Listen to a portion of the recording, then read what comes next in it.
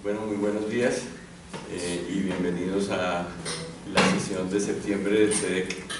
En el día de hoy nosotros tenemos una oportunidad muy importante con la visita de Juan David Gutiérrez Rodríguez. Juan David es abogado javeriano. Él hizo una maestría en Europa en Erasmus de Rotterdam, que es la maestría europea, y pues hizo su doctorado en Oxford. ¿Y me salté alguno? Hice una maestría en Oxford. En Oxford. Primero una maestría y después el doctorado. Sí. Ya el doctorado de Juan David es en políticas públicas. El doctor Juan David Gutiérrez pues, es una de las personas que más ha escrito y analizado el derecho de la competencia en Colombia. Él y yo hemos trabajado juntos en muchísimos documentos y pues desde hace mucho tiempo que mantenemos un permanente contacto para discutir y hablar temas de derecho de la competencia. En el día de hoy, Juan David nos trae nuevamente un tema muy importante que es el del paralelismo. El paralelismo pues es una modalidad de acuerdo que pues Juan David nos va a explorar sobre eso, que resulta particularmente complicada para los empresarios porque si le van a decir que en determinados mercados, por el solo hecho de que los precios sean parecidos, sean iguales o se muevan en una forma en el mismo sentido, si eso es un acuerdo anticompetitivo y se puedan aplicar multas multimillonarias por eso, pues ese es un riesgo sumamente importante para los empresarios. Sobre todo hay mercados que son mercados de commodities, hay mercados en los cuales, o mercados que son duopólicos u oligopólicos, en donde la competencia puede que exista una competencia muy aguerrida, pero posiblemente no a través del precio, sino a través de otras variables. Y entonces en este tipo de mercados existirá siempre el riesgo de que se diga que hay un paralelismo de precios y que hay un acuerdo anticompetitivo. Además viene Juan David en un momento muy importante de la historia del derecho de la competencia en Colombia. Como ustedes saben, a raíz de el acceso de Colombia a la OCDE, el gobierno del presidente Santos expidió el decreto 1718 del año 2015, por medio del cual pues trató de establecer algún grado de independencia del cargo del superintendente de Industria y Comercio, que era pues una recomendación que el CEDEC había hecho con décadas de anticipación, pero tal vez como en el acceso a la OCDE se dijo que eso era importante, el gobierno decidió sacar este decreto en el cual se dijo que el periodo del superintendente iba hasta el final del periodo presidencial y que se tendría que nombrar un superintendente en los siguientes 3 meses a través de un mecanismo de convocatoria con unas hojas de vida que se debían cumplir con determinados requisitos, etc. En el blog que dirige Juan David, que es uno de los blogs más importantes que hay en Latinoamérica, que es el blog La Libre Competencia, o ¿cómo lo llamas? La Libre Competencia. El de enlace es lalibrecompetencia.com. Lalibrecompetencia.com, del cual yo orgullosamente soy uno de los editores, aunque pues no participo tan asiduamente como muchos otros, pero tiene unos editores de gran calibre. Y en los últimos días, por ejemplo, Andrés Palacios presentó un artículo en el cual mostró cómo ese decreto era ilegal, porque el cargo de superintendente de Industria y Comercio es un cargo de libre nombramiento y remoción del presidente de la República, y el hecho de que se expida un decreto diciendo que el periodo del superintendente va hasta determinado momento y que el presidente tiene que seguir un determinado mecanismo para nombrar el nuevo superintendente, pues no le quita absolutamente nada de la característica de ser de libre nombramiento y remoción. A mí, pues como lo dije aquí en la reunión que tuvimos sobre el acceso de Colombia a la OCDE, en donde tuvimos a Cristian Catona y que hicimos esa sesión en inglés, que fue muy divertido. Lo hicimos porque estaba Cristian Catona aquí, que no habla en español, y para que pudiera participar en todas las deliberaciones. Yo dije, ese es una determinación completamente cosmética. Eso en realidad no genera ningún grado de independencia institucional del Superintendente de Industria y Comercio respecto del gobierno.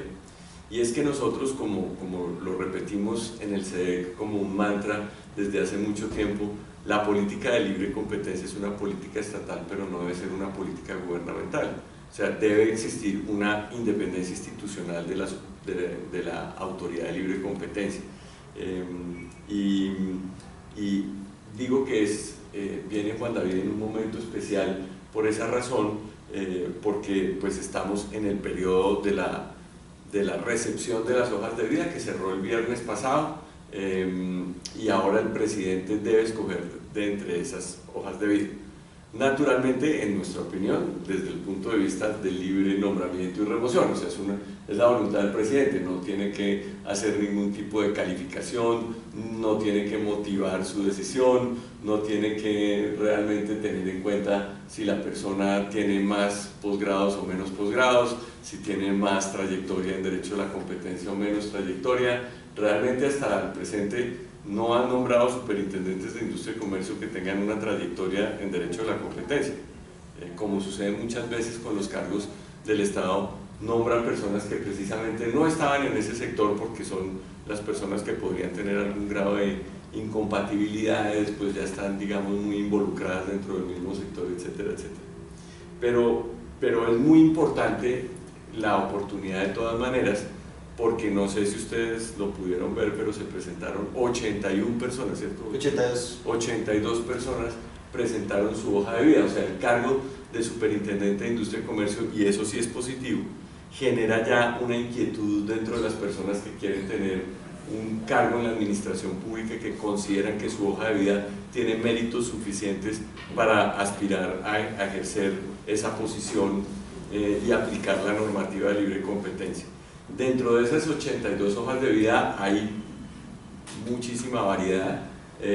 Están personas que están hoy en día en la Superintendencia de Industria y Comercio, están personas que han estado en el Estado o que están en este momento en el Estado, y hay personas con un perfil completamente técnico y académico como Juan David, que ha presentado su hoja de vida a consideración del presidente de la República para ser tenido en cuenta como candidato a ser superintendente de Industria y Comercio.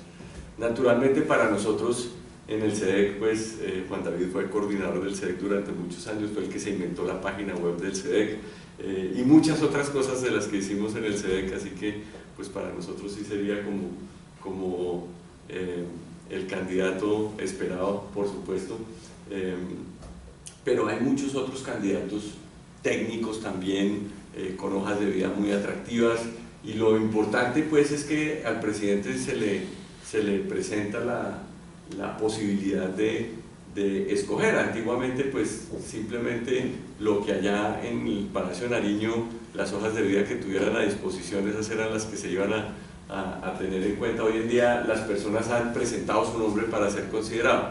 Eso tiene bastante valor, tiene que cumplir esas hojas de vida unos requisitos, y pues ya esperamos que el superintendente sea nombrado próximamente por el presidente de la República para que el curso del derecho de la competencia siga adelante.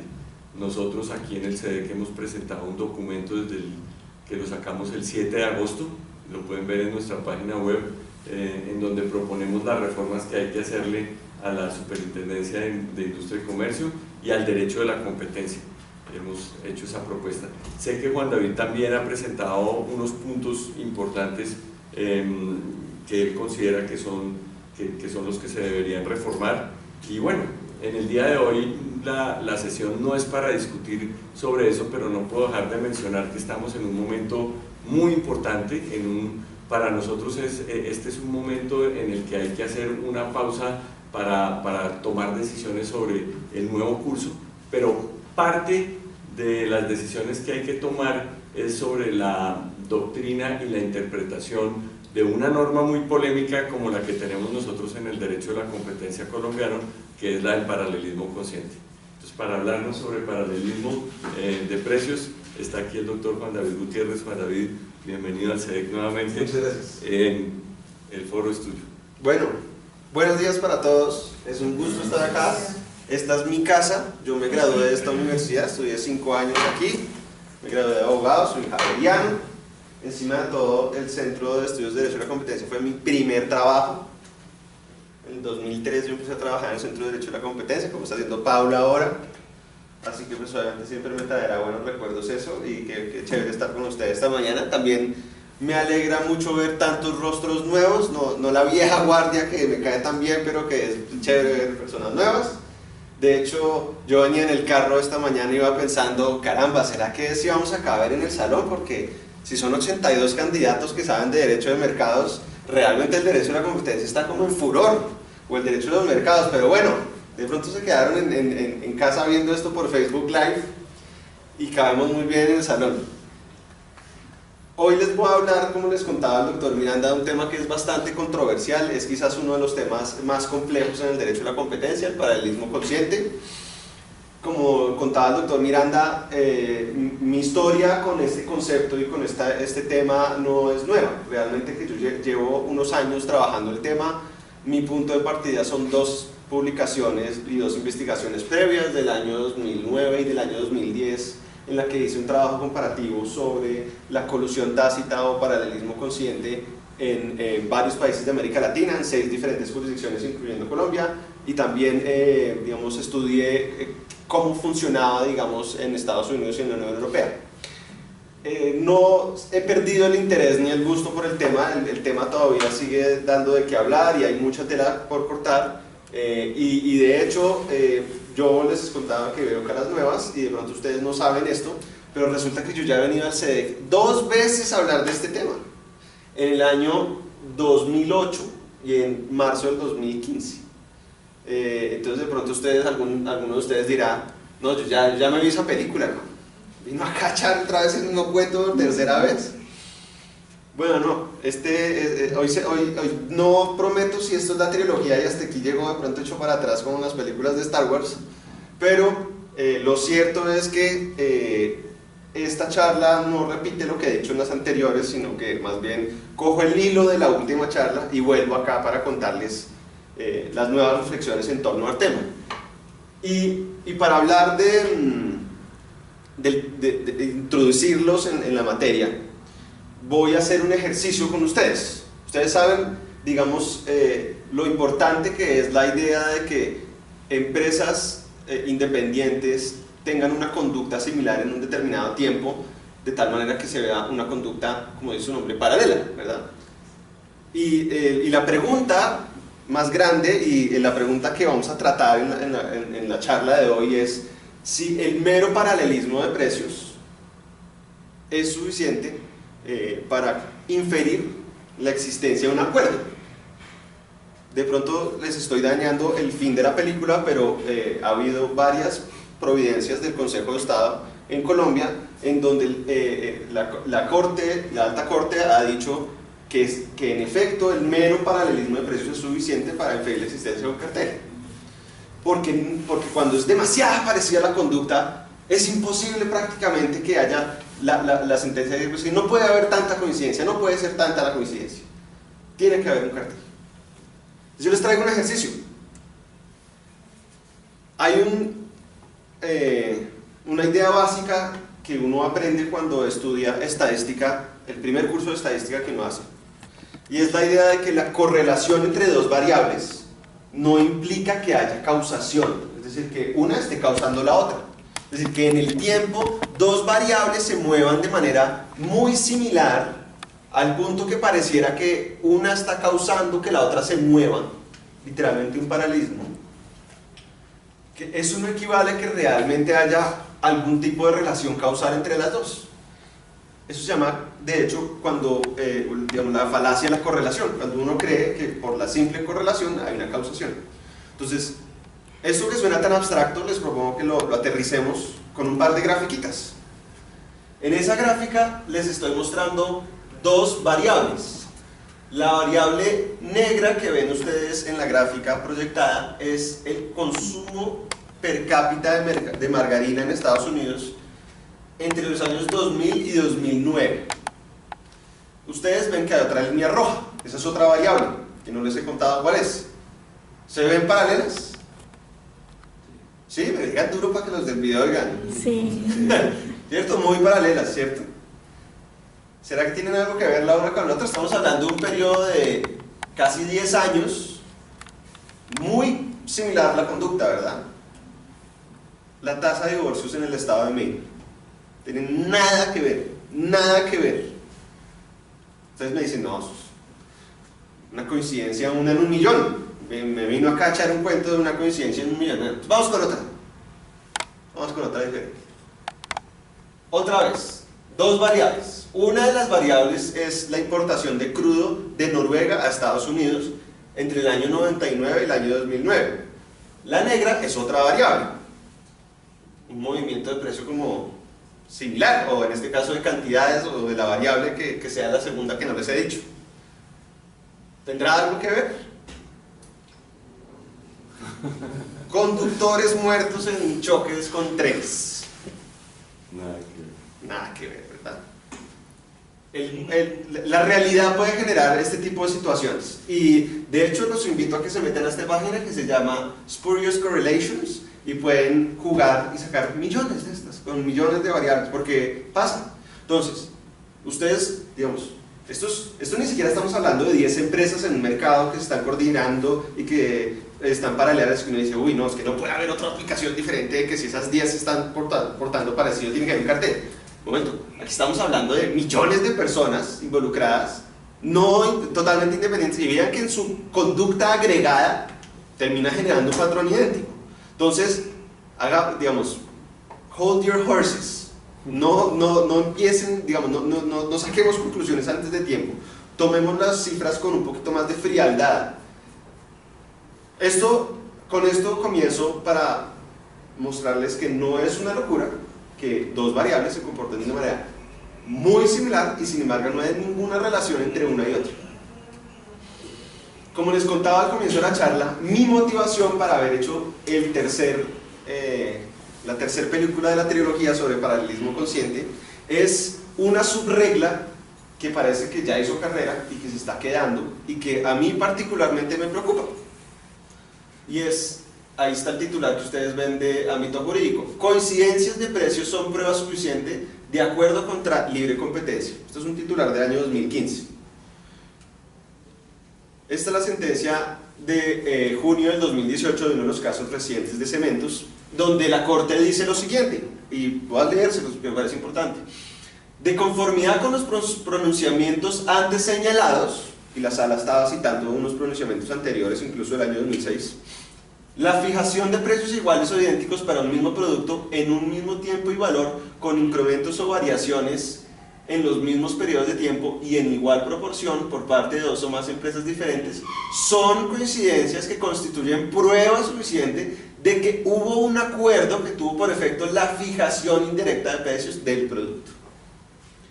Es decir, el concepto de paralelismo consciente en Colombia, el Consejo de Estado le quitó la palabra consciente y dijo, no, paralelismo suficiente.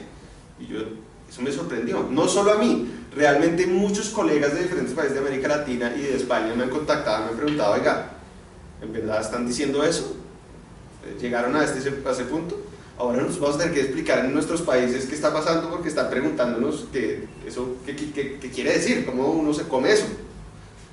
Bueno, a mí me parece súper interesante y fíjense que en la última diapositiva de mi última presentación en SECA hace 3 años, precisamente dejaba ese tema sobre la mesa, decirles, bueno, en el futuro vamos a tener que ver cómo reacciona la Superintendencia de Industria y Comercio a estos fallos del Consejo de Estado que ya son reiterados y cómo hacemos para pensar en los problemas que hay en fiarse digamos, y estoy hablando en abstracto, yo no me estoy refiriendo en este momento a los casos puntuales y no quiero hacerlo, yo no represento a nadie y yo tengo mucho pudor para hablar de casos ajenos y míos más, y no, por eso no voy a referirme puntualmente a los casos, pero me voy a referir a la idea, al concepto de que el mero paralelismo de precios es suficiente para inferir la existencia de un acuerdo. Ahí dejé en el 2015 y hoy vuelvo porque digo, oiga, realmente el Consejo de Estado sí ya se quedó en esa posición, ha reiterado varias veces que su posición es que del paralelismo mero se infiere el acuerdo. y realmente en una de las últimas decisiones de la Superintendencia de Industria y Comercio sobre paralelismo consciente del año 2016, este es un caso sobre una estación de servicio, dice la Superintendencia, a propósito de las mismas palabras que acabamos de leer, dice: de la anterior cita jurisprudencial puede concluirse que para el Consejo de Estado el paralelismo de precios es un elemento preponderante, incluso suficiente, a efectos de identificar un acuerdo de precios por vía de práctica conscientemente paralela. La Superintendencia está agarrándole la cuerda al Consejo, está diciendo, el Consejo de Estado ya me lo dijo, y me dijo varias veces. Pero vean lo interesante el giro que da en la siguiente párrafo. Dice: ahora bien, sin dejar de lado la posición jurisprudencial del Consejo de Estado, de forma complementaria, la Superintendencia de Industria y Comercio ha sostenido reiteradamente que, para configurar una práctica conscientemente paralela, contraria a la libre competencia, se requiere que la simetría de precios identificada esté acompañada de factores adicionales que denoten que el comportamiento de los precios responde a una concertación entre los agentes involucrados y no a variables de otra naturaleza, lo que doctrinalmente se conoce como plus factors. Entonces fíjense ustedes que en el segundo párrafo la Superintendencia le devolvió el apellido de conscientemente a la práctica, pero quedó en una posición supremamente ambigua, porque está diciendo: vean que a mí el Consejo de Estado me está dando permiso de sancionarlo a ustedes solo por el mero paralelismo, pero pues yo les voy a recordar que yo sí en mis propias decisiones he reiterado que no es solo el paralelismo, sino que hay que meterle un elemento de conciencia, y ese elemento de conciencia lo recojo yo a través de otros factores, de otras pruebas indirectas seguramente. Entonces la Superintendencia, en buena fe, pues lo deja uno como asesor, como difícil uno decirle al cliente finalmente ¿para dónde cojo? Es decir, el Consejo de Estado está diciendo una cosa, la Superintendencia lo está recogiendo, pero luego la propia Superintendencia reconoce que aparte del paralelismo se necesitan otros elementos. Un amigo de mi hermano usaba una palabra muy chistosa: uno queda patidifuso. Pues, como yo quedé patidifuso, yo dije, bueno, hombre, de pronto lo que hay que hacer es volvamos al origen. Volvamos, echemos para atrás a ver, a entender qué está pasando, echemos bien para atrás. Vamos al comienzo, y esa es mi propuesta del día para hoy. Hoy mi propuesta en esta charla del CEDEC es volver al origen con ustedes, acompañada con ustedes, preguntarnos de dónde viene el concepto de paralelismo consciente, quién se inventó eso, cómo llegó a Colombia, luego qué quiere decir, porque es que hay un problema con las definiciones, y por último, yo quiero que me acompañen en revisar por lo menos 8 diferentes jurisdicciones de América Latina, Estados Unidos y la Unión Europea, qué ha dicho la legislación y qué ha dicho la jurisprudencia sobre si el mero paralelismo de precios, como dice el Consejo de Estado, es suficiente prueba para inferir la existencia de un cartel. Hasta ahí, ¿cómo vamos? ¿Bien? Súper. Listo. Acompáñenme. Bueno, el origen. Resulta que la doctrina del paralelismo consciente se la inventó el Federal Trade Commission de Estados Unidos a finales de los años 40, y se la inventó en un caso que no era de competencia. Sí era un caso de comercio interestatal, pero no era exactamente de competencia. La Comisión de Estados Unidos no solo trata temas de competencia, sino que tiene, como le pasa a la Superintendencia, otro tipo de funciones, y era el ejercicio de otras funciones relativas al comercio interestatal, en el cual trajo a la vida este concepto del paralelismo consciente, o de la conducta conscientemente paralela. Y esa doctrina del paralelismo consciente en su origen no le fue bien en la Corte Suprema. ¿Qué dijo la Corte Suprema de Estados Unidos en el año 1954 respondiendo a esa propuesta de la idea del paralelismo consciente? Dice: esta Corte nunca ha sostenido que la prueba de un comportamiento empresarial paralelo establezca de manera concluyente un acuerdo, o, expresado de manera diferente, que tal conducta en sí misma constituye un delito en la ley Sherman, 1954. Esa fue la respuesta de la Corte Suprema a la idea del Federal Trade Commission sobre paralelismo consciente, lo que llamó la doctrina del paralelismo consciente. Si ustedes han seguido el derecho estadounidense, esa postura no ha cambiado. Esa es la misma postura que hay hoy, tantos años después. Ahora bien, Perdón, ¿cuál caso era? no me acuerdo el nombre del caso, pero es de 1947. Se lo paso luego. Listo. Lo paso luego. Bueno, entonces uno se pone a pensar, bueno, ¿y qué más hay? Porque es que ¿qué otros países del mundo tienen la palabra conscientemente paralela? Es que no hay muchas legislaciones del mundo, aparte de la colombiana, que usan ese término. Entonces, bueno, yo busqué un poquito más ahí, arañé, y entonces llegué a esto. La ley 110 de 1963 de represión de prácticas restrictivas de la competencia de España, en la época, todavía en la dictadura de Franco, dice el artículo primero de esa ley: quedan prohibidas las prácticas surgidas de convenios, decisiones o conductas conscientemente paralelas. Ok, ya llegó al español. Bien, entonces una legislación se atrevió a meter en español. Bueno, de pronto, eso suena a que de pronto algún eco pudo haber hecho en Colombia. Y la pregunta, por supuesto, es, bueno, ¿cómo terminó el decreto 2153 del año 92? Que, como ustedes saben, dice en el artículo 45, el acuerdo es todo contrato, convenio, concertación, práctica concertada o conscientemente paralela. La pregunta es, ¿cómo llegó? Y hasta el momento no hay una respuesta definitiva de cómo llegó, y de pronto alguien que está viéndonos en este momento en YouTube luego me va a escribir y me va a dar su respuesta de primera mano, y yo estuve ahí en el computador escribiendo en Palacio eso. Vamos a ver si llega. Mientras tanto, pues me toca plantearles unas hipótesis. Tengo dos hipótesis sobre cómo pudo haber llegado al decreto 2153 y ustedes me contarán qué opinan. La primera hipótesis es la de este señor. ¿Saben quién es este señor? Carlos está haciendo que sí. ¿Quién es Carlos? Era un funcionario del Banco Mundial que asesoró la elaboración del decreto 2153. De la vieja guardia, Carlos. Sí. Eso exacto. Y resulta que él publicó en el año 96, por encargo del Banco Mundial y la OCDE, un glosario de términos relacionados con organización industrial y derecho a la competencia. Y dentro de su glosario en términos incluyó el término paralelismo consciente. Y yo se lo copio ahí solo para que lo vean, yo no lo voy a leer completo porque si no entonces me quedo todo el rato leyéndolo. Pero lo que es interesante en esa definición es que él reconoce que el paralelismo consciente es un tema supremamente controversial y que no genera consensos. Y dije, bueno, interesante, pero pudo haber sido él el que metió esa, digamos, esa idea del paralelismo consciente en la norma. Pero alguien me hacía caer en cuenta, sí, pero el señor Shaim Kemani no hablaba español, y esa norma está como muy redactada, muy castiza. ¿De dónde más pudo haber salido? Entonces yo dije, sí, la norma española del 63 que les mostraba, pues no es exacta. ¿Qué habrá pasado? Después dije, momento. Hubo una reforma de la ley de competencia en el año 89 en España. ¿Y qué decía esa norma? Decía,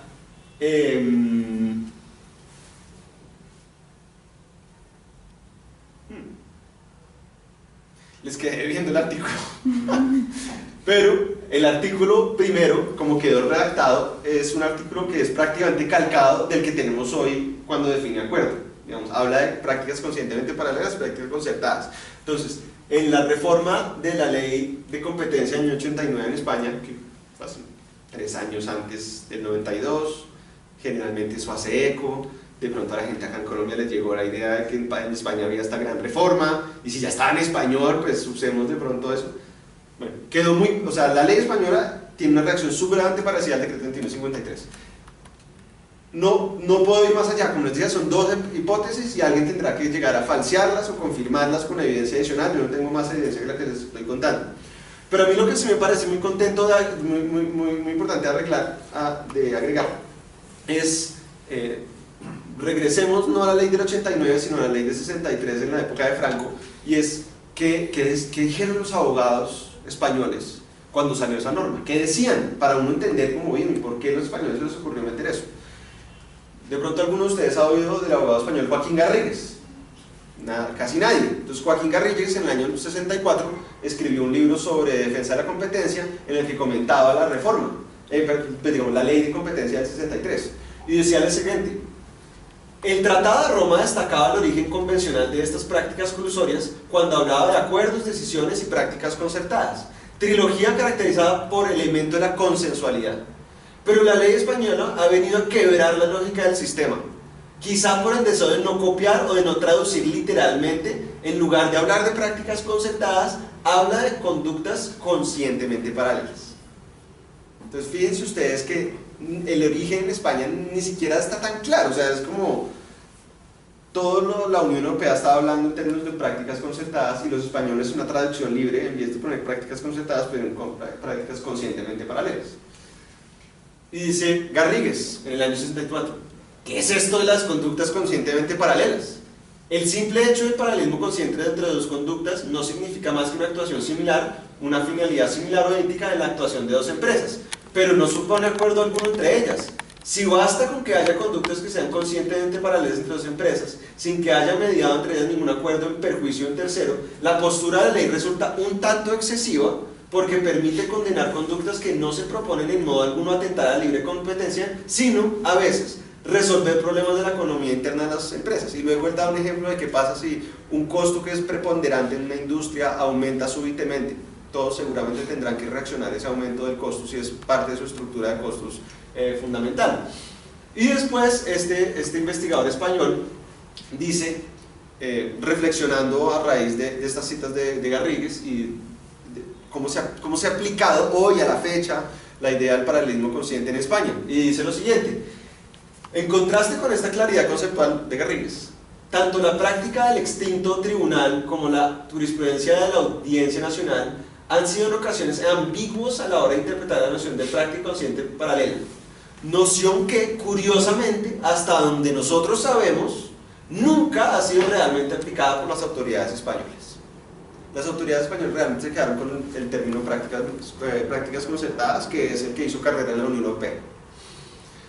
Una de las razones por las cuales en la Unión Europea además no hizo carrera la idea de las conductas conscientemente paralelas es una decisión de hace muchísimos años de la pasta de madera, que luego les comentaré, donde el Tribunal Europeo dijo: por favor, no me traigan casos donde solo hay evidencia de paralelismo, necesitamos más evidencia porque eso no es suficiente para concluir un acuerdo. Y hasta ahí llegó la carrera de ese concepto en Europa. Entonces, bueno, hasta ahí el viaje al origen. Entonces, fíjense ustedes que en el derecho, las personas que hayan estado de alguna manera en contacto con el derecho comparado saben que un mismo texto legal puede tener unas consecuencias diferentes en diferentes contextos. Entonces, nosotros tenemos el mismo texto legal que en España, y acá las prácticas conscientemente paralelas han tenido una vida, digamos, increíble, frondosa. Hay muchísimos casos de prácticas conscientemente paralelas en Colombia, muchos, más que en cualquier otro país de América Latina. Pero en España no hay.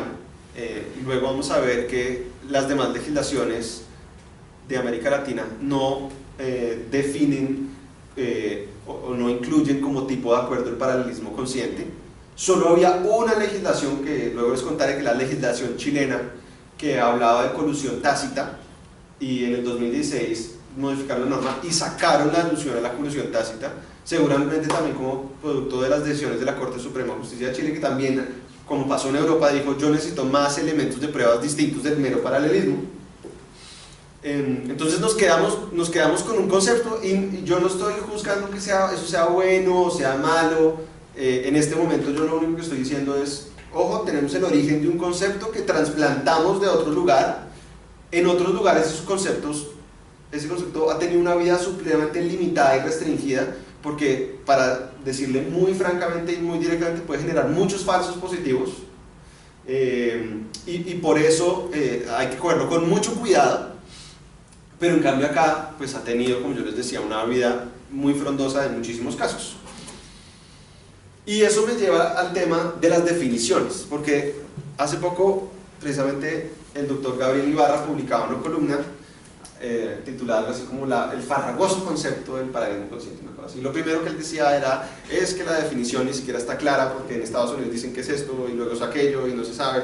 Bueno, él tiene razón en que la definición misma es una odisea.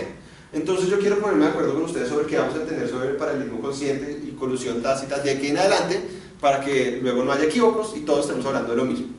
De hecho, comencemos por lo que ha dicho la propia superintendencia de qué es paralelismo. El solo paralelismo de precios, dice la SIC en una de sus últimas decisiones, dice: es la identificación de un paralelismo de precios conlleva que dos o varios agentes de un determinado mercado oferten precios similares durante un periodo de tiempo determinado, al punto de generar un comportamiento homogéneo en cuanto a la disminución y el aumento de los precios. Yo creo que podemos estar contentos que eso es una descripción de una conducta paralela. Hasta ahí no hay mucho detalle. Realmente lo que se pone interesante es decir, bueno, ¿qué implica que sea consciente? Hasta ahí estamos de acuerdo que eso es paralelismo de precios. ¿Y qué es una conducta conscientemente paralela entonces? ¿Y qué pasa? Que en el derecho a la competencia, y no solo en el derecho a la competencia, sino incluso en la microeconomía aplicada o en la organización industrial, se usan diferentes categorías para hablar de situaciones similares pero no idénticas. Entonces se usa la palabra conducta conscientemente paralela, colusión tácita e incluso interdependencia oligopolística. Y resulta que las tres son un poquito diferentes. Y incluso son diferentes si le preguntan a un abogado o si le preguntan a un economista. Veamos esto. Un académico del año 1950, RAL, o sea, pocos años después de que la Federal Trade Commission propusiera la idea de la doctrina de la conducta conscientemente paralela, dice: ¿qué es conducta conscientemente paralela? Situaciones en las cuales dos o más competidores siguen un curso de acción paralelo en el conocimiento y la contemplación del hecho de que todos actúan de la misma manera. O sea, ahí le metieron su apellido de conciencia, un elemento de conocimiento y contemplación. Yo creo que podemos estar más o menos contentos con esa definición, pero cuando uno empieza a ahondar, se da cuenta que hay unos matices importantes. En el derecho, para hablar del siguiente sinónimo que es colusión tácita, generalmente se usa el concepto de colusión tácita como sinónimo de conducta conscientemente paralela.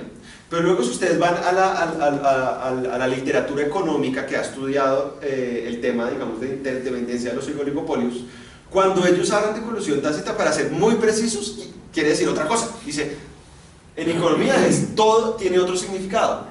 Es entendida como el resultado, es decir, un equilibrio de un juego no cooperativo. Entonces imagínense, juego no cooperativo por definición es donde los jugadores no se están poniendo de acuerdo e incluso se niegan a cooperar. Entonces el concepto de colusión tácita en economía es diferente del derecho. ¿Y qué problema genera? Que entonces a veces hay una desconexión y no estamos hablando de la misma cosa. Eso es muy importante tenerlo en cuenta. Y finalmente también está el concepto de interdependencia oligopolística. Es un comportamiento paralelo que surge como resultado de estrategias que cada agente económico adopta de manera independiente, bajo la idea de que los oligopolios, las empresas, son interdependientes. Su conducta va a afectar a los demás y las conductas de los demás los afectan a ellos, y por eso ellos tienen que pensar varios juegos adelante, porque ellos saben que lo que hagan va a afectar a los demás, pero que los otros también se van a ver afectados. Y digamos, por eso tienen que jugar una especie de ajedrez, por así decirlo, en el que se van posiblemente siguiendo en algunos casos. Bueno, y fíjense que ustedes... Perdóname, y de hecho en el duopolio, por ejemplo, hay doctrina económica desarrolladísima, por ejemplo el teorema de Cournot, el teorema de Chamberlain sobre la teoría del espejo. O sea, dicen, en un duopolio prácticamente no va a haber competencia a través del precio, tienen que estar ahí mismo, porque si cualquiera que se salga va a perder. Y por eso, en últimas, el tema es probatorio. Realmente este tema del que estamos hablando hoy, en últimas, es probatorio. Y ahí, nuevamente, para seguir en las definiciones, déjenme traer a colación también otra pregunta, y es, bueno, si hay colusión expresa y tácita, entonces también hay acuerdos tácitos y expresos, o hay pruebas de acuerdos tácitos. ¿Cómo es eso? Para que nos pongamos de acuerdo. Un acuerdo expreso es uno en el que las partes conciertan su voluntad de manera deliberada y por medios explícitos. Un contrato explícito, un intercambio de correos, una reunión que quedó grabada. Hasta ahí, ¿verdad? Acuerdo expreso. ¿No nos vamos a poner de acuerdo? Sí, yo creo que sí nos ponemos de acuerdo. ¿Qué es entonces un acuerdo tácito? Podría llegar a ser uno en el que las partes conciertan su voluntad de manera deliberada, pero a través de mecanismos implícitos. Y uno se podría preguntar, de pronto, por ahí puede caber la conducta conscientemente paralela, al menos de la manera como está definida en Colombia. Pero, señor.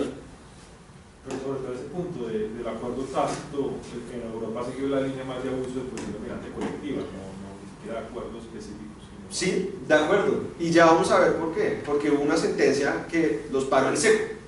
Y ahora piensan en los efectos coordinados que puede darse en el abuso de posición de dominio o en integraciones. Bueno, y si yo estaba diciendo que había acuerdos expresos y acuerdos tácitos, entonces también podemos hablar de que hay pruebas directas e indirectas. Entonces sí, ciertamente podemos hablar de que hay pruebas directas e indirectas de un cartel. Una prueba directa o dura puede ser nuevamente documentos, grabaciones, testimonios de los participantes de un cartel, serán pruebas directas de que existe un cartel.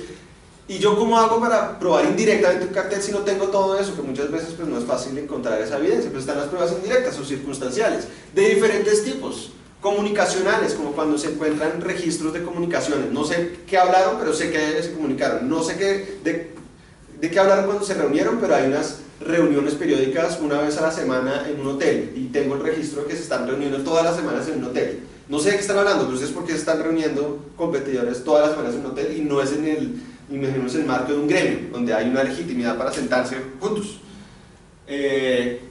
Digamos, otras como prácticas facilitadoras, ustedes porque tienen un software común que les permite intercambiar información. En algunos países el intercambio de información en sí mismo es una práctica, aquí eso es otro cuento.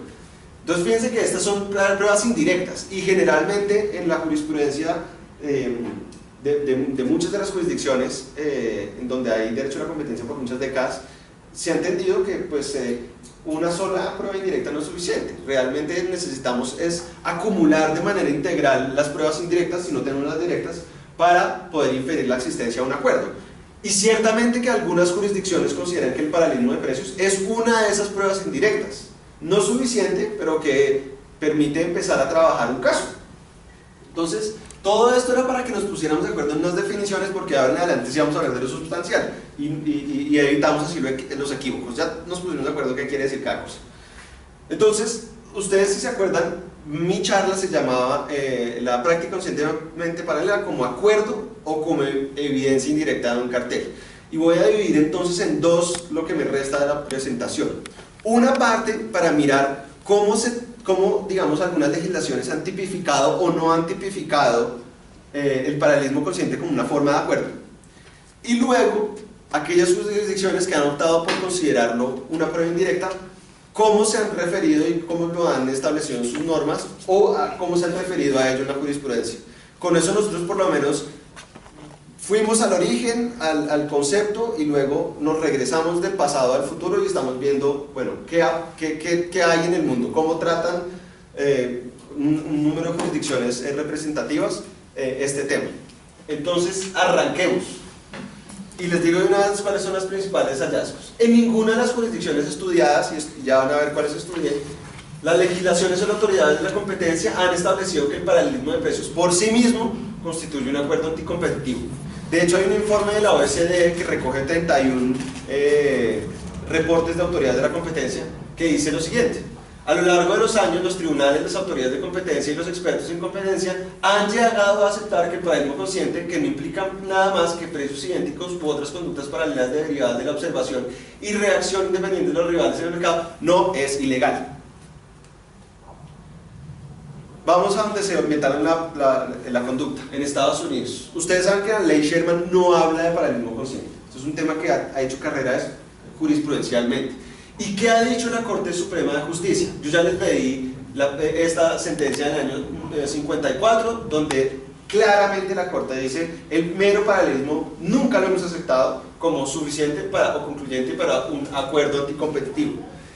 ¿Cuál es la última decisión judicial que ha hablado sobre el tema? Pues nada más y nada menos que el juez Richard Posner en la Corte Federal de Apelaciones tuvo la oportunidad de conocer un caso de paralelismo y dijo esto que es digamos como un mazo a la cabeza, mejor dicho, a los abogados que demandaron. Esperamos que con esta sentencia ayude a los abogados a entender los riesgos de invocar colusión sin ser precisos sobre lo que quieren decir. La colusión tácita, también conocida como paralelismo consciente, no infringe la sección primera de la ley Sherman. La colusión es ilegal solo cuando se basa en un acuerdo. Esto es lapidario, esto no tiene ningún matiz. Y digamos, el juez Richard Posner no se está desviando de lo que ha dicho la Corte Suprema de Justicia en los últimos 70 años. Es la misma, digamos, línea jurisprudencial. Entonces ahora pasemos a la Unión Europea, el caso que tanto les he dicho de la pulpa de madera o pasta de madera, wood pulp. En el año 93 el Tribunal de Justicia Europeo concluyó en ese caso que el mero paralelismo de precios no podía inferirse la existencia de un acuerdo, y luego en otro caso, 6 años después, como para dejar la cosa absolutamente clara, en el año 99 dice: todo operador económico debe determinar de manera autónoma la política que pretende seguir en el mercado común. Sin embargo, esta exigencia de autonomía no excluye el derecho de los operadores económicos a adaptarse con habilidad al comportamiento que han comprobado o que cabe esperar de sus competidores. Esas decisiones frenaron la idea de que el simple paralelo de precios era suficiente para aprobar un acuerdo. Luego yo les contaba que yo estudié otras jurisdicciones y estudié 6 de América Latina, incluyendo Colombia.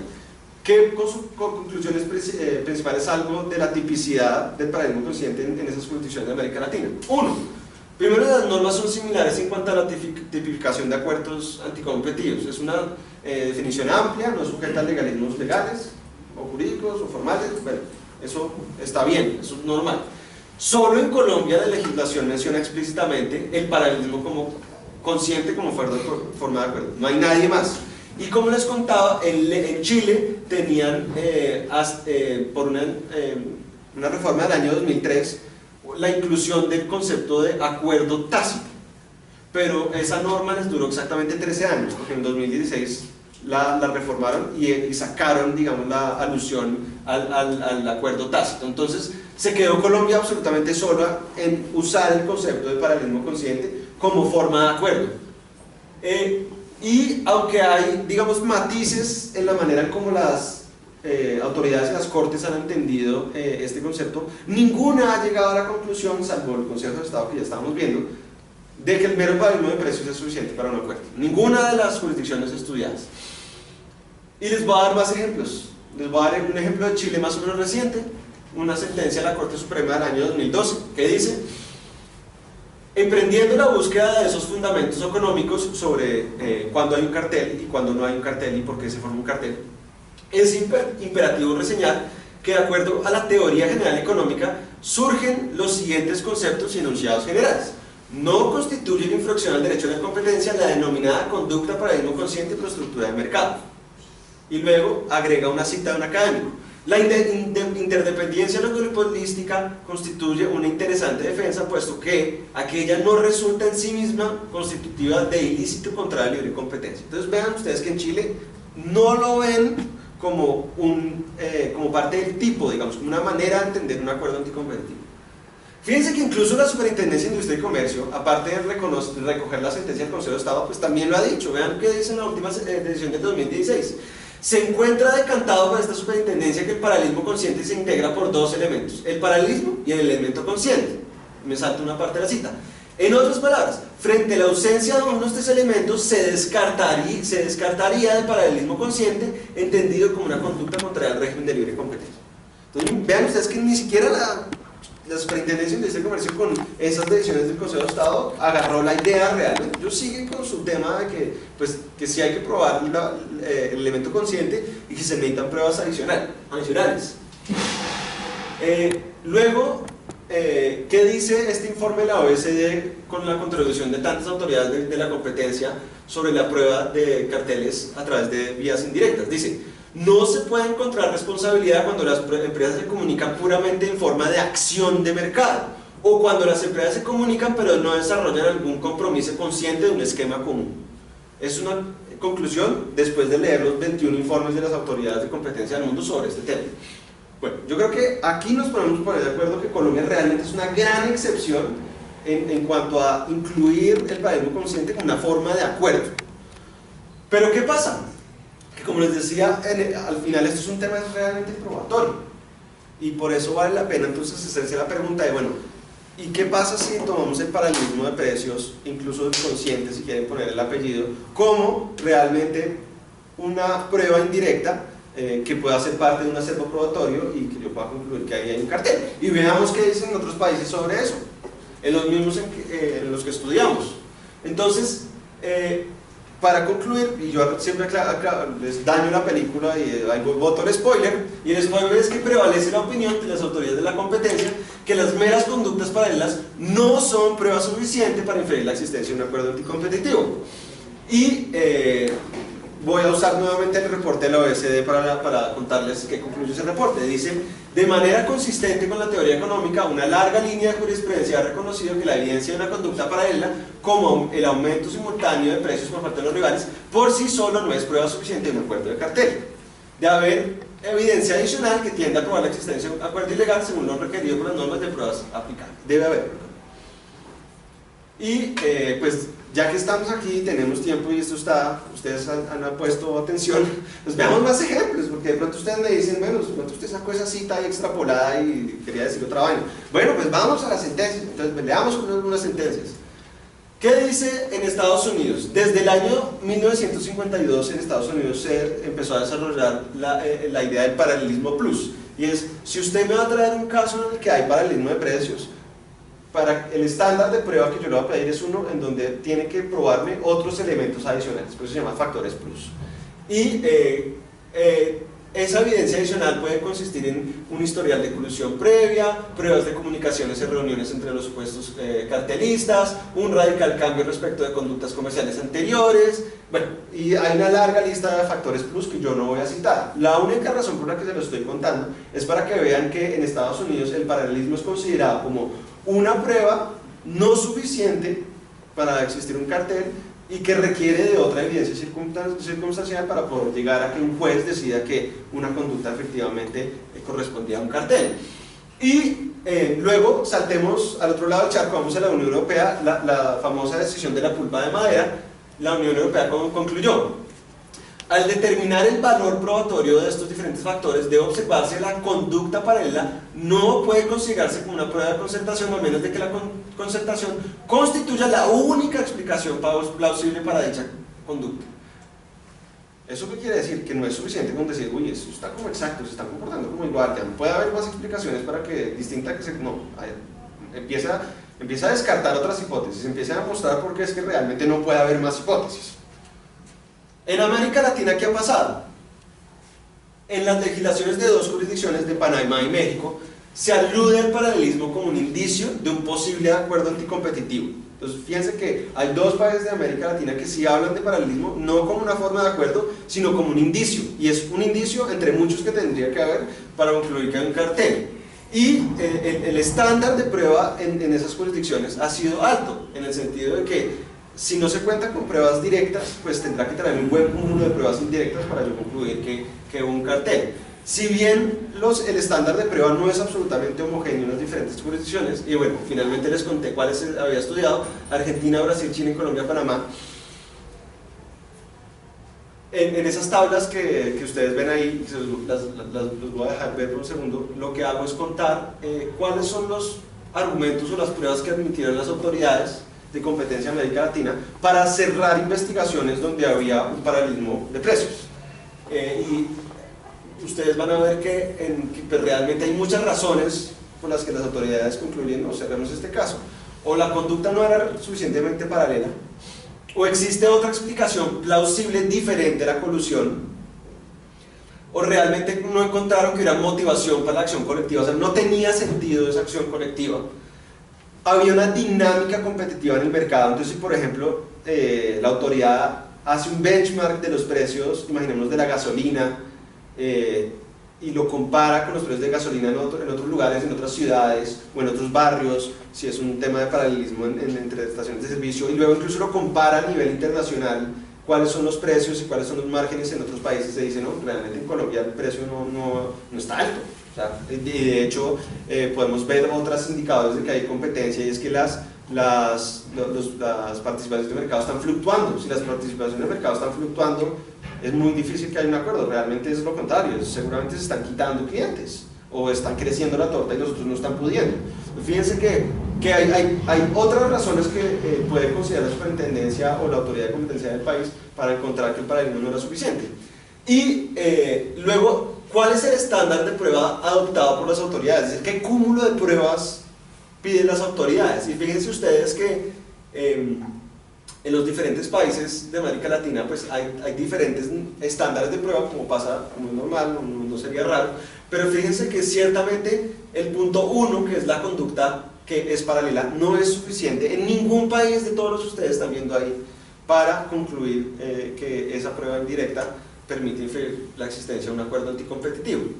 Y cierro esta parte nuevamente con el informe de la OECD sobre este tema, en el que dice que sobre el estándar de prueba lo siguiente, dice: existe el riesgo de que los ejecutores, es decir, las autoridades, condenen demasiado fácilmente la conducta paralela, aunque sea simplemente el resultado de una acción independiente de los participantes del mercado, cada uno actuando de acuerdo con su propio criterio en cuanto a sus mejores intereses. Entonces fíjense ustedes que pues,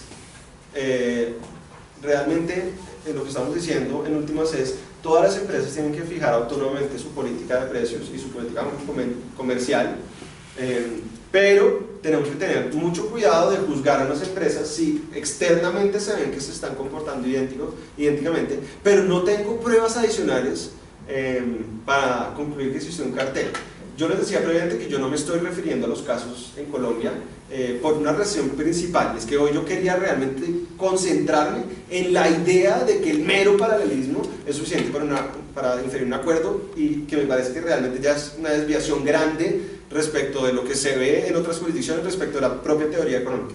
Si la superintendencia probó o no algo adicional en los casos que hoy en día tienen tanto ruido, a eso no me voy a referir. Yo, como les decía, yo no soy representante de ninguna de esas personas y tengo mucho pudor de hablar de otras personas o hablar del trabajo de la superintendencia en esos casos. Me parece que eso en este momento, por lo menos para mí, no era lo interesante era ir a una regla que estás, digamos, haciendo carrera en Colombia y que me parece que no es deseable, que no es lo que queremos, digamos, para un régimen de libre competencia en donde queremos sancionar a quien vulnere las normas, pero queremos estar lo más seguros posibles de que en efecto a quien estamos sancionando realmente estaba infringiendo la norma.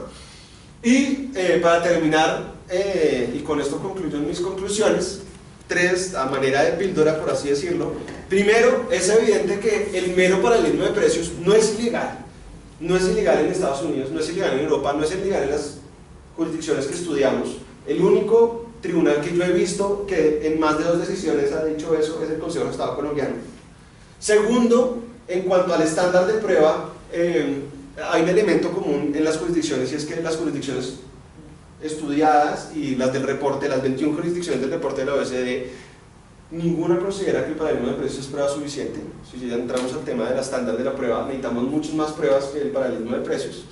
Y tercero, pues este informe de la OECD, también uno más reciente, el año 2013, concluye que la conducta paralela pues, no es suficiente para poder probar una conducta ilícita, según lo que informaron esas 31 jurisdicciones. Entonces no es lo que Juan David Gutiérrez buscó en una sentencia en 8 países que les he mencionado, sino es realmente también lo que otras entidades o organizaciones han concluido a partir de los propios reportes de muchas autoridades de la competencia. Con esto pues les doy las gracias, ahí tienen mis datos por si tienen críticas, comentarios, coscorrones, lo que sea. Pueden encontrarme en Twitter también por ahí, @JuanDeGUT, y bueno, pues muchísimas gracias por aguantarse el cuento. Buenísimo, Juan Manuel, muchas gracias. Pues yo creo que este es el tema, uno de los temas más importantes que nosotros tenemos hoy en día por el desarrollo que ha tenido en Colombia. No sé si alguien tenga alguna pregunta para Juan David o algún comentario sobre los distintos casos que ya están fallados. La política del SEC es no comentar casos que están en discusión, pero sí, correcto. Sí. Pero casos fallados sí podemos discutir y comentar. Entonces, pero no, siguiendo el punto como en la misma línea, no es necesario referirse a casos particulares, pero el cúmulo de pruebas que, pues, o de circunstancias adicionales a los casos en los cuales uno no alcanza, pues por lo menos yo desde acá no alcanza a leer como que en todas las posiciones. Sí, y en el segundo eso. Sobre todo frente a ese, de la lectura que hiciste de cada uno de los casos de cada una de las jurisdicciones, uno podría reconocer como que hay algunos que parecieran tener esa relevancia, como que, bueno, el paralelismo, si se dieran además estas circunstancias, uno sí podría empezar a crear una doctrina del paralelismo que llegara a tener sentido. Sí. No sé, si por ejemplo la dominancia había es decir, unos elementos que uno diría, bueno, podría llegar, pero al mismo tiempo tendría una visión intervencionista, mejor dicho, ¿hasta dónde puede llegar el Estado interviniendo en materia de paralelismo, que sea una doctrina propia, pero que asume el riesgo de todos esos falsos positivos. Sí, a mí me parece buenísima la intervención de Carlos porque me hace acordar de lo siguiente. Lo primero es que, reitero, Colombia realmente es el país que más casos tiene. Los demás países que están ahí tendrán 3, 4, 5 casos máximo. Acá, no sé, habrá 15, 20, ya perdí la cuenta. Y no hay ningún otro del país que tenga tanto. Entonces aquí tenemos mucha tela para cortar, pero porque nos han dado mucho material. En los otros países sí toca arañar un poco más la...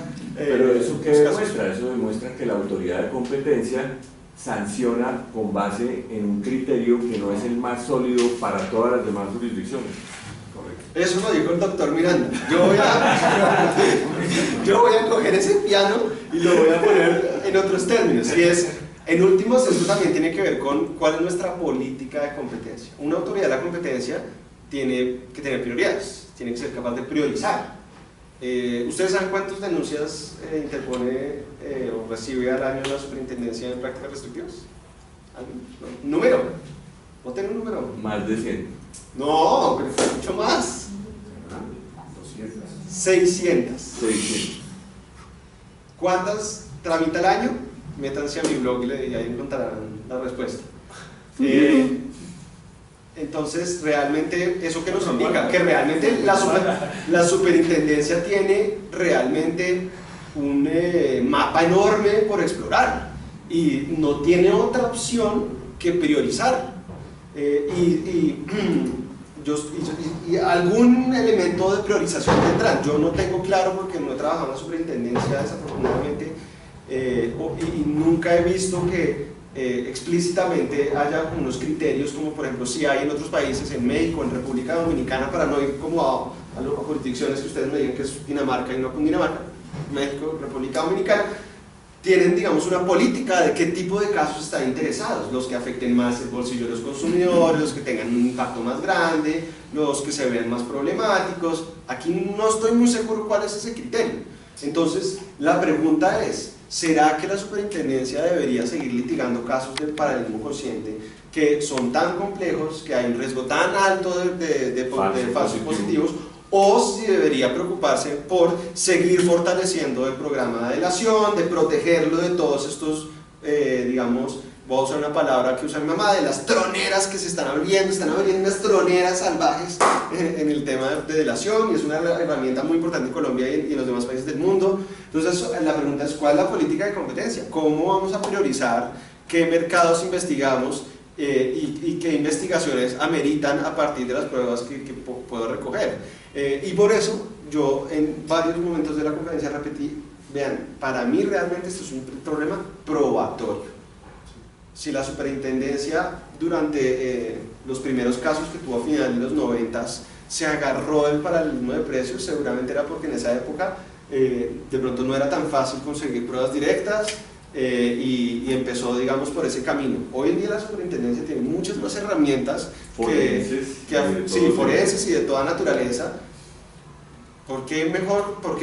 O sea, ahí tenemos, la definición del 2153 es muy amplia, ofrece las prácticas concertadas que son como un intermedio, digamos, es como subirle un poquito al nivel a la práctica conscientemente paralela. De hecho, ya que ustedes me dicen, pero pronúnciese sobre los casos que están decididos, yo creo que hay varios casos que la superintendencia ha decidido con el nombre de paralelismo consciente que son prácticas concertadas, porque han encontrado evidencia adicional indirecta. No voy a decir cuáles, porque eso yo creo que debería ser fruto de otra conversación en el CEDEC para hablar de las prácticas concertadas, pero creo que en algunos casos bien hubiera podido pasar por práctica concertada. Y yo no, digamos, no sé, digamos, en el momento de abrir la investigación, cómo los funcionarios deciden, ¿será que nos vamos por paralelismo o será que nos vamos por práctica concertada? De pronto, si yo fuera funcionario, poniéndome los zapatos de él o ella, pues yo diría, pues práctica concertada está bien, porque el paralelismo ya como que el mero paralelismo ya me dio una buena pisada en el caso, estoy pisando duro ese caso porque ya encontré el paralelismo y pues ahí voy bien.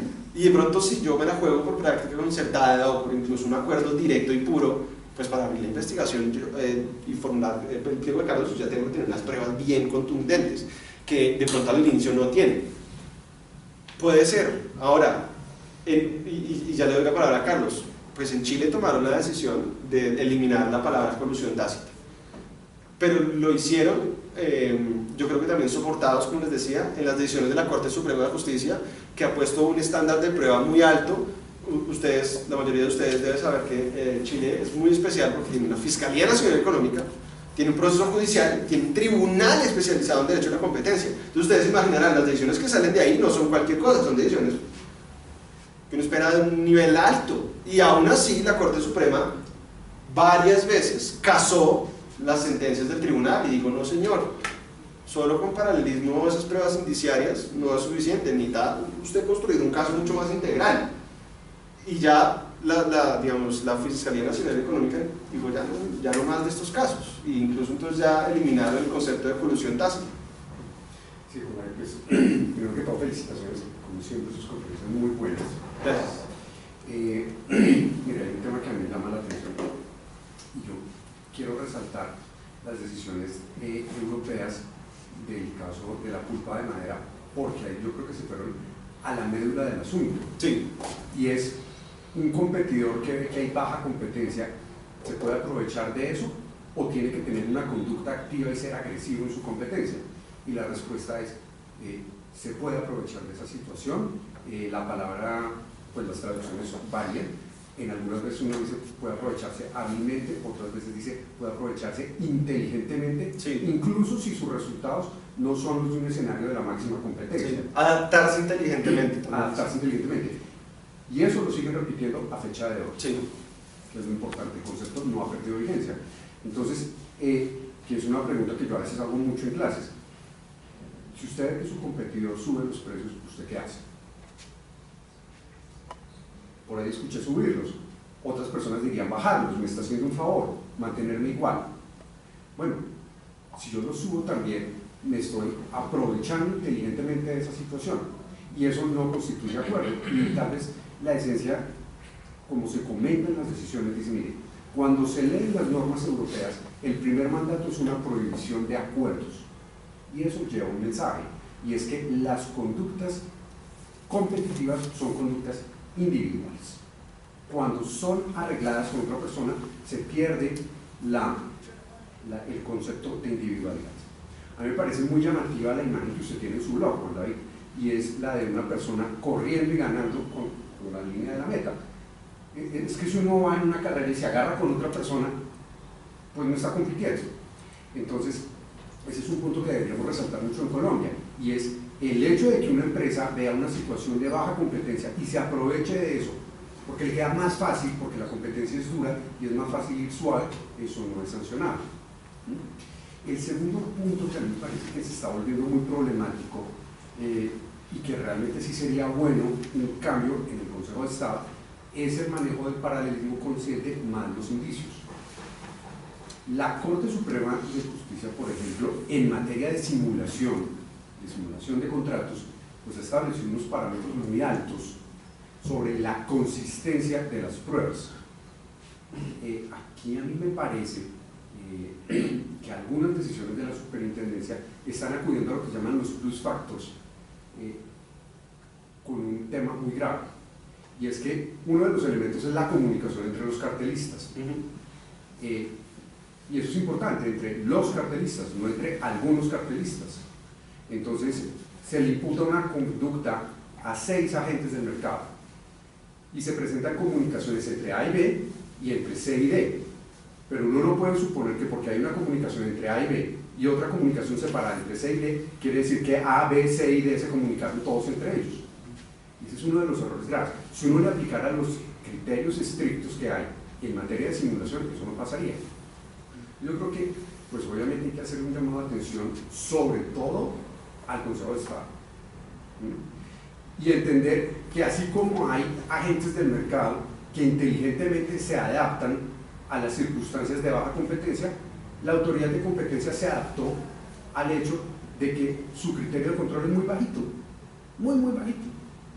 Realmente uno tiene que ver los alegatos que se presentan ante el Consejo de Estado y las respuestas que se producen de 2 líneas en las sentencias del Consejo de Estado en materia de competencia y en cualquier otra materia. Eso no es exclusivo del derecho de la competencia. Realmente uno a veces ve decisiones muy sesudas, muy razonadas, de otras secciones del Consejo de Estado. La primera, desafortunadamente no, y todo se tiende a resolver en 3 líneas. Ahorita llegaron unos magistrados nuevos, uno esperaría que de verdad haya un cambio importante en esa materia. Entonces uno lo que ve es, la autoridad de competencia dice, pues fácil, si mi nivel de control es tan bajito, pues yo por eso me voy por casos de paralelismo consciente, donde el nivel de prueba es bajo. O sea, así lo hace. Y con ese último punto yo le recojo su pita y le digo, estoy completamente de acuerdo en que el problema, el meollo del asunto está en las pruebas. Y la pregunta es, como usted decía, bueno, ¿qué vamos a hacer con el Consejo de Estado? ¿Qué vamos a hacer para, por lo menos, que conozcan, más allá de un caso, porque de pronto en un caso ellos legítimamente ustedes pueden decir, no, ustedes están litigando. Bueno, venga, salgamos del litigio. Hablemos en este tipo de espacios académicos. ¿Qué vamos a hacer? Porque realmente, pues, están abriendo, digamos, un camino de inseguridad jurídica muy grande, pues que no se justifica, especialmente porque ya hay otras herramientas para que la autoridad tenga mejores pruebas para poder sancionar un cartel. Y también usted me hizo acordar de otro ejemplo que me parece muy bueno. Yo antes mencionaba el ejemplo de las estaciones de servicio, y ese es un ejemplo muy común en muchos países de América Latina y del mundo, donde hay investigaciones sobre si el paralelismo de una estación de servicio es o no un cartel. Y en Colombia ha habido sanciones a empresas de servicios de estaciones de servicio de varias ciudades. La autoridad de competencia alemana hizo un estudio sobre el tema, sobre la competencia en el mercado de distribución minorista de hidrocarburos, o en este caso de combustible mejor. Y lo que concluyó la autoridad en su reporte, que además es muy reciente, es, primero, el camino no es el de empezar a sancionar a toda esa gente a punta de paralelismo consciente. Ese no es el camino, porque hay un riesgo muy grande de falso positivo. Pero el camino sí es identificar cuáles son las barreras de entrada en ese mercado y buscar que esos mercados sean más competitivos, más allá de si están comportándose de una manera parecida o no por producto de la estructura oligopólica del mercado, que el mercado en todo caso tenga una dinámica competitiva. ¿Cómo reducimos las barreras? Y dan unas recomendaciones sobre cómo se podrían reducir las barreras en ese mercado para que funcione mejor. Y yo creo que ciertamente eso es mucho mejor que imaginarnos una regulación directa de precios, o es mucho mejor que simplemente sancionar por un paralelismo de precios. En últimas, a nosotros lo que nos importa es el bienestar del consumidor, y seguramente el bienestar del consumidor va a estar mejor si la fuente, digamos, de la falta de competencia es realmente unas barreras, incluso que pueden ser de tipo regulatorio. Entonces realmente hay que pensar, o sea, por eso yo les decía, esto es un tema de política pública también. ¿Qué política de competencia queremos? ¿Cómo vamos a promover que los mercados sean competitivos, más allá del derecho a la competencia? El derecho a la competencia no es la única manera de hacer que un mercado sea competitivo, de hecho solo es una de las paticas pequeñas. El derecho a la competencia no es solo poner multas. Bueno, pero entonces usted iba a decirse algo, ¿era eso? No, no, lo que yo, qué pena interrumpir, no, adelante. Pero en relación con lo que dijo Carlos, yo sí planteo un ejemplo de un mercado, por ejemplo, un mercado altamente concentrado, en el cual existan barreras importantes de ingreso y se requiera una infraestructura muy pesada, con un producto completamente homogéneo, como por ejemplo el cemento, en donde el cemento además es un mercado donde la elasticidad de la demanda frente al precio es prácticamente inexistente, porque no hay forma de sustituir, desde los romanos no existe nada distinto que el cemento para pegar ladrillos y para hacer construcciones y para hacer este tipo de obras.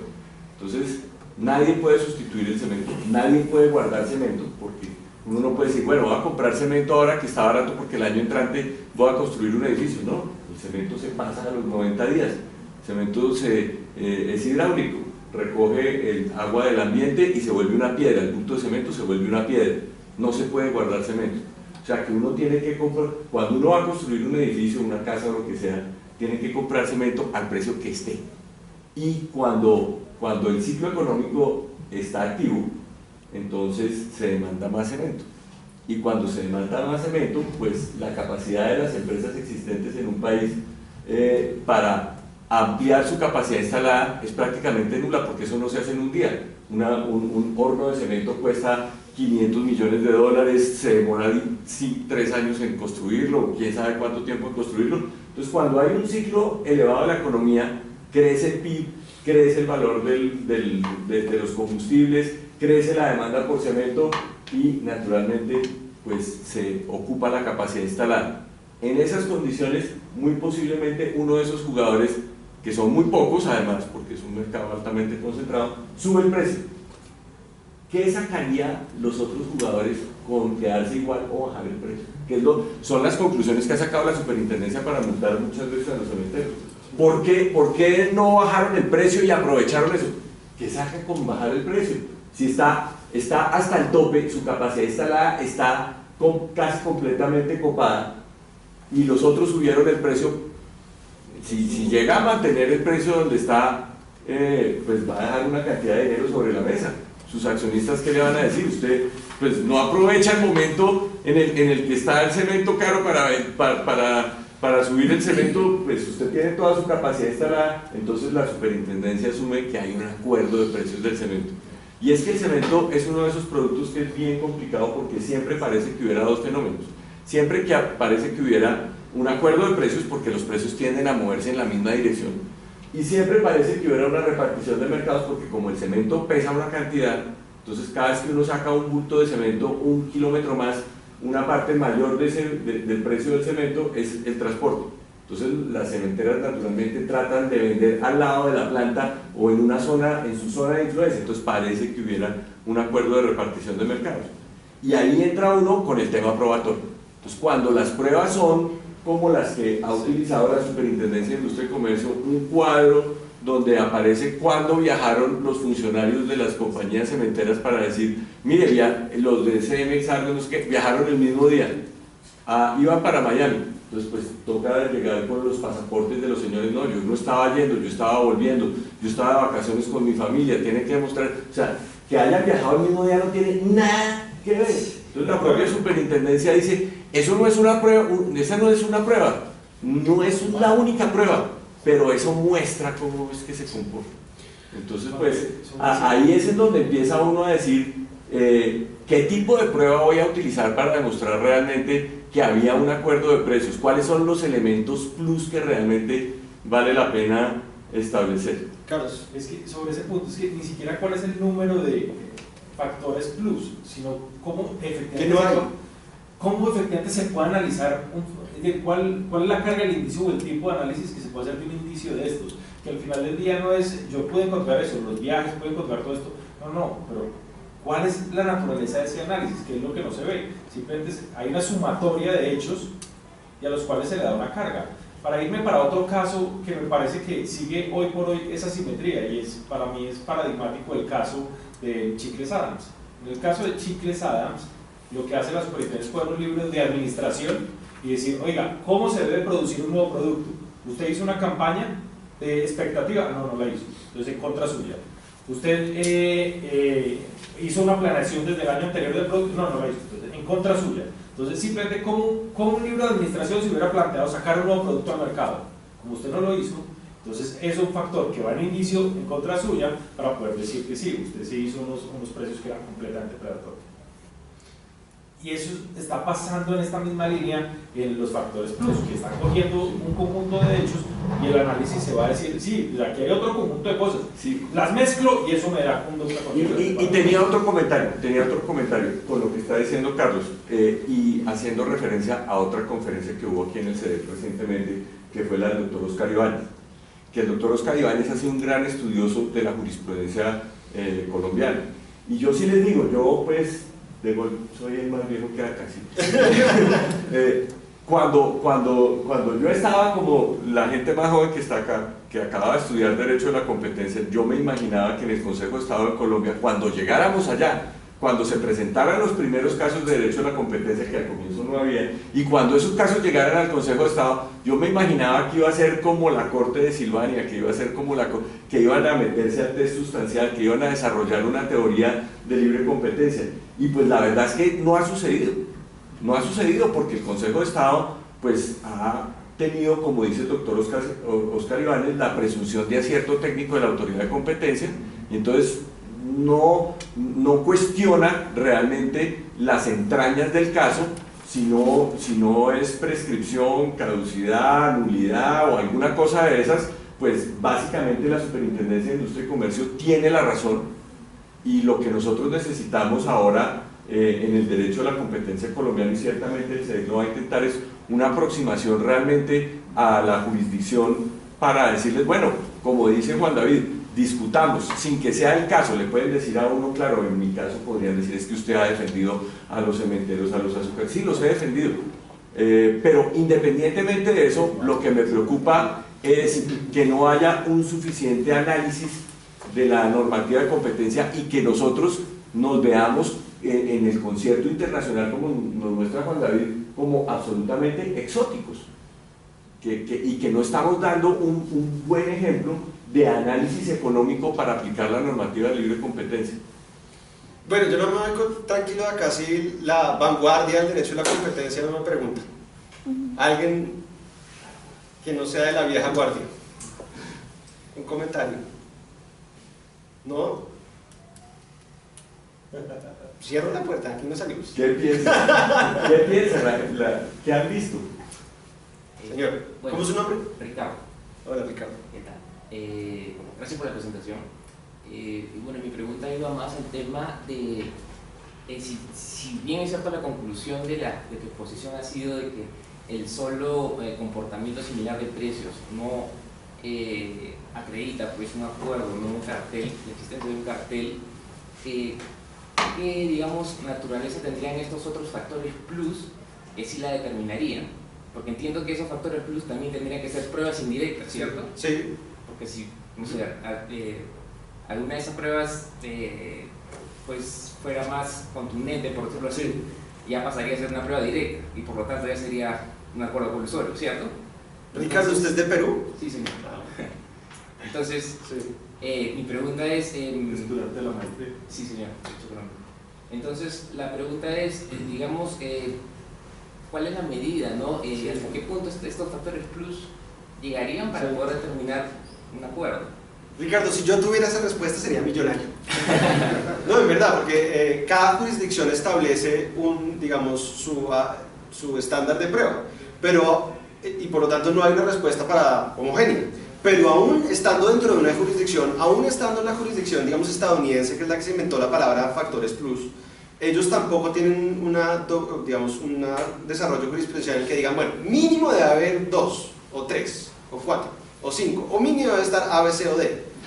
Lo que han hecho es, caso a caso, estudiarlo, decir, bueno, aquí tenemos el paradigma de precios, ¿qué más tenemos? Y empiezan a ver qué evidencia indirecta hay. Hay un software que les permite intercambiar información. Eso es importante para poder coordinarse. De pronto el paralelismo, más el software, más, como estábamos dando el ejemplo, se están reuniendo sistemáticamente por fuera de asociación gremial en un hotel, incluso con nombres cambiados, pero yo me di cuenta que sí eran porque tengo unas fotos. No sé de qué están hablando porque yo no soy de FBI, no puedo meterle un micrófono, pero tengo este cúmulo de pruebas. Entonces, más que una respuesta de debe haber tantos factores plus o debe ser esto, eso nadie se lo ha dicho, ni siquiera los que se inventaron la cosa, pues realmente es un tema caso a caso, y quizás por eso es que hay tanta tela para cortar y por eso es que es tan controversial, y por eso la pregunta es, ¿será que se justifica que, como pensando en la política de competencia, que ese sea nuestro camino? ¿No será mejor que usemos otras herramientas en las que ya hemos empezado a usar con algún grado de éxito? De pronto sí. En su país acaban de aprobar una norma muy curiosa en la que le ofrecen beneficios económicos a un tercero que denuncie un cartel y presente pruebas. Yo ayer en un programa de radio me preguntaban por eso, yo les decía, sí, está interesante, pero dejemos que los peruanos experimenten un poco a ver qué pasa. No nos animemos antes de ver cómo les va, porque digamos, suena como muy interesante, pero suena al mismo tiempo como riesgoso. Pero mi llamado es a que salgámonos de la caja. La discusión de los casos apasiona mucho, ya vimos aquí que hay una discusión muy apasionada precisamente de los casos, pero el llamado que creo que ya algunos de ustedes han recogido es, oiga, sentémonos en un espacio, por así decirlo, más aséptico, libre de, digamos, de pensar en que yo estoy litigando o que usted está decidiendo, defendiendo sus decisiones puntuales. Hablemos de política de competencia, hablemos de cómo queremos que en el país el sistema de competencia sea efectivamente una herramienta de disuasión de prácticas restrictivas de la competencia. pronto con esto se acaba esto. Señor. Pues, me disculpo porque llegué tarde. Tranquilo. Y tarde y después hacer pregunta, pero pues yo trabajo en la SIC Okay. y yo llegué nuevo al caso, pues había trabajado en integraciones y Sí. sobre todo en regulación económica. Sí. Más que, y a mí la verdad esta conducta sí me parece bastante extraña y pues creo que tiene todo el sentido la discusión. Hablando del caso del cemento, digamos, yo miraría ese modelo de negocio de cada industria. O sea, si la autoridad sí estaría, por simple razonabilidad, entender cómo funciona cada industria y no sacar un libro, como mencionan, pero digamos en el cemento funciona de esta manera el precio, en las flores funciona de otra manera, y seguramente hay prácticas que son comunes de esa industria que son legítimas, ¿sí? Es donde está ese elemento antijurídico de la coordinación que la haga ilegítima, por hablar en términos generales, ¿sí?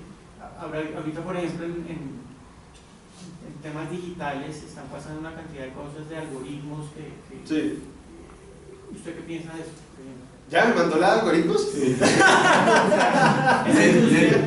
Para no, lo primero es que estoy de acuerdo con usted que la superintendencia, yo creo que sí lo hace, comienza por tratar de entender el mercado.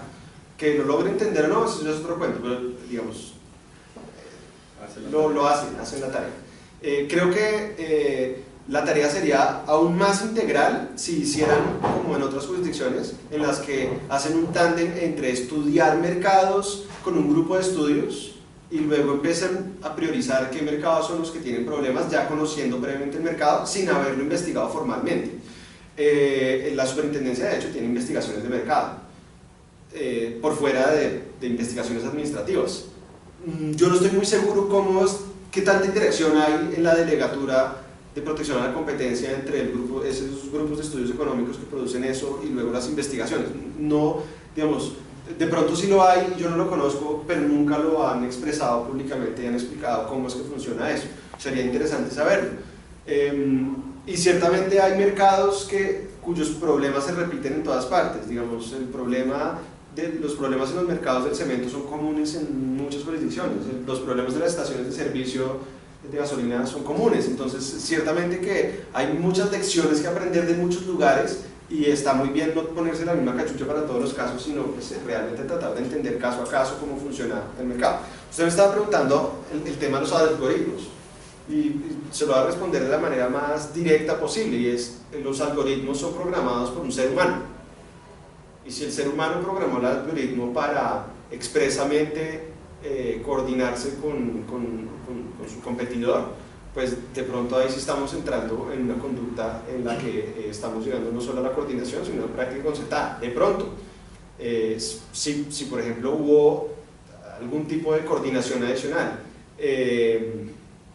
pero usted me está preguntando sobre una de esas fronteras del derecho a la competencia que se está abriendo y sobre la que hay bastante discusión. Hay abogados y hay economistas que dicen: no, los algoritmos son una manera inteligente de adaptarse al mercado, porque habría yo de tener que incurrir en algún tipo de responsabilidad si lo que estoy haciendo es precisamente adaptarme inteligentemente al mercado. Otros tienen la posición que inicialmente presenté: en un momento usted está programándolo, eso no es una máquina, no estamos hablando de Terminator, el que está haciendo la conducta, con una vida autónoma y no sé qué, no, es una máquina que programó un ser humano para comportarse de una manera en el mercado. Creo que, yo sé que en Colombia hay empresas que usan algoritmos, y desde hace mucho tiempo incluso, y no sé la superintendencia qué va a decir. Me perdí desafortunadamente una exposición que hizo hace poco Felipe Serrano en el externado sobre ese tema, pero como les decía, esa es una frontera de derecho de competencia que está habiendo en Colombia y en el mundo, y seguramente aquí habrá alguna presentación de ese tema. No sé si usted se anima, pronto debería animarse, porque es un tema muy interesante. Bienvenidos. Sí, bienvenido. Muy bien. Bueno, ¿alguna otra pregunta? Aprovechen que está cuando Desde política pública, yo aprovecho. Sí, eso es. Política pública, ¿usted cambiaría algo aprovechando este gobierno? Sí, precisamente antes de que usted llegara les contaba que en mi blog, y aprovecho entonces otra vez para la publicidad, lalibrecompetencia.com, publiqué un artículo que se llama Las 5 prioridades en materia de competencia para este cuatrenio 2018-2022. Y son 5 prioridades y no les voy a contar absolutamente todo porque más bien lean el blog y me generan flujo y tal, la vaina. Pero antes de decir cambiar algo, uno de los mensajes de esas 5 prioridades, una de las prioridades es construir sobre lo construido. Y construir sobre lo construido es aceptar que la superintendencia tiene lecciones aprendidas y que antes que hacer cambios tiene que evaluar lo que ha hecho y extraer esas lecciones para de pronto coger determinado camino. Y la superintendencia actual no es el resultado de la administración vigente, sino que es el resultado también de todas las administraciones anteriores. Y la Superintendencia de Industria y Comercio desde el año 92 ha evolucionado, ha crecido, es muy interesante porque es un caso muy positivo en Colombia de aprender de su propia práctica y de construir sobre lo construido. Y yo esperaría que el próximo superintendente o la próxima superintendente haga lo mismo, que no llegue pues a barrer o a pensar que yo soy el primero que llegué y antes de mí no había nada, sino que siga construyendo como lo ha hecho la superintendencia en todos estos años. Entonces es un primer mensaje. Segundo, pues sí hay cosas que valdría la pena considerar. Ciertamente hay un tema de organización, digamos, de la superintendencia que amerita una revisión. Yo hace un poco les estaba mencionando que la superintendencia recibe 600 denuncias al año, es víctima de su propio éxito, por así decirlo. O sea, hay más gente denunciando que en el año 2012, mucha más gente denunciando, pero la superintendencia no ha sido capaz de seguir en un ritmo y tiene una brecha muy grande entre lo que alcanza a decidir en un año y lo que recibe en un año. Y creo que el problema es de gestión pública, es decir, no estoy señalando funcionarios, yo creo que es un problema de organización que de pronto no depende del funcionario. De hecho, para ponerme, digamos, en los zapatos del actual delegado, el actual delegado, si recibe 600 denuncias al año, pues tiene que decir 2 al día, incluyendo sábados, domingos y festivos. Eso no tiene presentación. O sea, ¿qué ser humano hace eso? Hay que repensar de pronto la cosa, de pronto hay que repensar, digamos, organizacionalmente para que la superintendencia tenga más capacidad de tramitar las denuncias y no dejarlas tanto tiempo ahí, pues, entre otras porque de pronto llega una caducidad y es malo, digamos, ciertamente que no es el beneficio de la superintendencia esa situación. Un tema que también he llamado la atención en ese artículo es el tema de la información. Resulta que la superintendencia, digamos, es una entidad que durante muchos años se ha caracterizado por la transparencia, digamos, en informar de sus gestiones, y desde el año 2002 en la página de internet publicaban sus indicadores de gestión. Eso que les estoy diciendo del número de denuncias presentadas a comienzo del año y tramitadas o que tienen, digamos, pendientes a fin de año, eso lo publicaban desde el 2002. Y yo, como soy nerd, las bajaba desde el 2002 para tenerlas ahí guardadas, porque uno nunca sabe qué pasa luego. Y resulta que del año 2002 al año como 2010 las bajaron, ya no están en la página de internet, uno ya no puede comparar. Pero encima de todo, las cifras están del año 2010 al año 2016. Entonces hay 2 años de cifras que no conozco. Entonces yo cómo puedo hacer un diagnóstico de cómo mejorar las cosas si no sé qué está haciendo la entidad. Y en el informe de gestión de la entidad consolidado de los 8 años del gobierno Santos, si ustedes se van a la página correspondiente o a las páginas correspondientes de prácticas restrictivas de la competencia, ellos hacen una tarea de escribir los casos más importantes, de hacer una tabla sobre el monto de las multas y los montos y los casos decididos, pero no dicen nada, ni incluyen ningún indicador sobre el tema de gestión de los procesos. Y yo creo que eso es un tema de simple transparencia. Hay autoridades como la canadiense que publican esos datos trimestralmente y yo no veo ninguna razón para que no se estén publicando. De hecho, por ejemplo, el grupo de integraciones es así que es juicioso. El grupo de integraciones lleva publicando eso y al día, hasta la fecha, tal, y no ve. O sea, súper juiciosos, pero en prácticas restrictivas no hay noticias. Y creo que sería un cambio fácil de hacer, digamos, no implicaría mayor cosa y nos permitiría, digamos, poder incluso colaborar, digamos, pensando en hacer diagnósticos de cómo contribuir a una mejor política de competencia económica. Y por último, y hay más cosas en ese blog que les contaba, pero creo que hay que proteger el programa de la acción. El programa de acción tiene por lo menos 3 huecos abiertos en este momento que no necesariamente son culpa de la superintendencia, de hecho. Uno es que la norma que establece el programa no da inmunidad penal, entonces nunca va a haber ninguna delación por colusión y licitaciones como está al lado de la norma, porque pues sí, me perdonan por lo administrativo, pero ¿y lo penal? Puede ser, tiene que haber algún tipo de inmunidad penal si queremos que funcione para colusión y licitaciones. 2. En Colombia, como ustedes bien saben, no está funcionando, no ha operado, digamos, el resarcimiento de perjuicios de personas que reclaman. Pero ese podría ser, al menos hipotéticamente, otro punto que no está regulado y que habría que pensar cómo lo regulamos.